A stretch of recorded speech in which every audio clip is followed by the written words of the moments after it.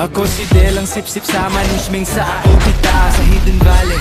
Puyat na naman ang matabantay sa portal. Kunwari tapat na bata pero ang totoo, bawat kilos nyo ay lista, isusumbong sa HOF. Gagawan ng istorya, pre anong bago, may plano ba ang kabilang side? Sige daldal lang para informasyon ay ma-harvest ko ng slide. Kahit ang pawang account, walang buff, walang dating sa harap ng management. Ako'y sip-sip na magaling, pero sa loob-loob ko puno na ng reklamo. Bakit kakinak dating stay lang ang sweldo sa trabahong ito? Habang kayo'y malalakas, ako rito'y tagasalo ng mundo. Hindi pwedeng may lalamang, dapat ako lang